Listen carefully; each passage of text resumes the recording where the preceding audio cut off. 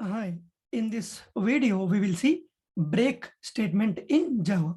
So what do you mean by break statement in Java? Break statement is usually used in the following scenarios. Use break statement to come out of the loop instantly. So if you are inside a loop, if you want to come out of the loop for a particular condition, then you can use break statement. Then whenever a break statement is encountered inside a loop, the control directly comes out of the loop and the loop gets terminated for the rest of the iterations. So in our previous videos, we have seen continue. Continue means it will terminate only that particular iteration. But break means completely come out of that loop. It will not even execute rest of the iterations. Okay. It is used along with if statement, whether used inside loop, so that the loop gets terminated for a particular condition. Right. When you use a break statement inside the nested loop, then only the inner loop gets terminated. Means if you have a loop inside another loop, if you use break statement inner loop, then wherever you use the break statement, then only that loop will get terminated. Okay. So it is also used in switch statement. Generally, all cases in switch case are followed by break statement, so that whenever the program control jumps to the case, it doesn't execute subsequent cases. As soon as a break is encountered in switch case block, the control comes out of the switch case body. So this is we already discussed in our switch video. Okay, wherever we discussed switch, in that video we discussed its break, how it is useful. So that is what we are discussing here. If you want, you can watch that video. And the syntax is break semicolon. Okay, this is what is that? There are two types of break statements. One is unlabeled break and labeled break. So this one is unlabeled break. Okay. So to demonstrate this, we'll go to the Visual Studio Code. So here I have created a class called break demo. So inside this, I will write a simple for loop for int I is equals to 0, I less than or equals to 5, I plus plus. Okay. So now what happens? System dot out dot println I. So this is normal for loop. So we will see what it is printing. It has to print 1 to 5. So Java break demo.java. So it will print 0 to 5 as starting from the 0. But for a particular, whenever there is a condition it met, then I don't want to continue the loop. Okay. So here you are initializing, you are verifying, but in the real time, you will get so much of data from somewhere, another application or from database. In that, when you looping through that particular data, the moment when you see that particular information, this particular condition, then you don't want to continue rest of the iterations to be executed. So that time, so what I'll do, if I equals to 3. Okay. If I equals to 3, then break the loop. That's it. Okay. The moment when I see I is equals to 3, I don't want to execute this for loop. I want to come out of this loop. Okay. So let me execute this. You see 0, 1, 2. So first time 0.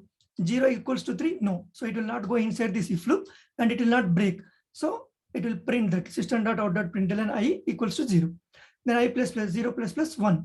1 not is equals to 3. No, it is false. So it will not go inside this. It will print. Then 2. 2 not equals to 3.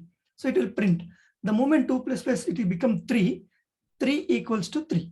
So this condition is satisfied. This is true. Then it will go inside this. It sees that break statement. So the moment when it sees the break statement, so it will terminate entire for loop. So rest of the statements or iterations will not execute. Okay. Rest of the iterations it will not execute. It will directly come out of the loop. So the system.out.println is inside this loop. So it will not even print. So directly comes out of this loop. So because of that, only 0, 1, 2 it printed. So whenever there is a condition met, that time if you want to terminate this loop, then you can use break statement. So inside the for loop, you have another for loop. Int I is equals to 1, I'll start. sorry, j I'll use. J is equals to 1, j less than or equals to 3, j plus plus. Okay, so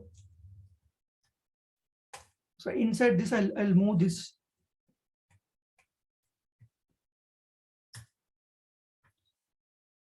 I'll put something like this. Okay, this is for, this is if. So if j is equals to 3, okay, if j is equals to 3, so let me print ing.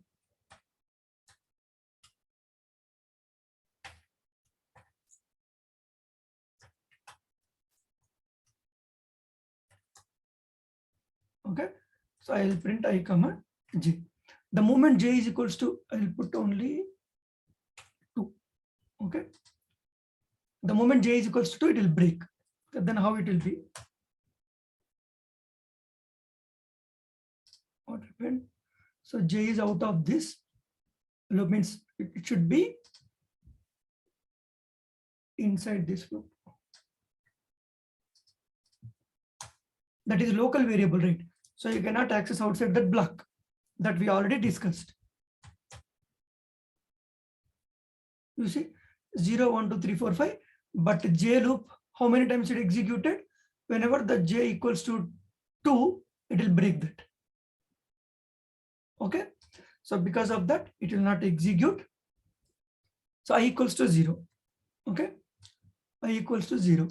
Then it came inside, j is equals to 1. It printed 1. The moment j is equals to 2, break. What is that break? This loop, it breaks. It comes out of this 0 plus plus 1. 1, 1, it will print again. You see 1, 1. The moment j equals to 2, it will break again, come out of the outer loop. Then again 3. So 2. 2, 1, it will print. But it became 2 equal to 2 true, that will break. So that's how 0 to 5, the j will be only one value. Otherwise, it should be 0, 1, 0, 2, 0, 3, 1, 1, 1, 2, 1, 3. Right, that's how it has to print. If it is, if statement is not there, means if break is not there, it has to print the output, something like that. But j is equals to, it will terminate only wherever you use this break statement. Okay, so this is unlabeled break in Java. So what could be the possible interview questions from this? What is break statement in Java and what is labeled break statement in Java? So we have seen that unlabeled or break statement. So in our next video, we will see labeled break statement. Okay, so that's all in this video. Thank you.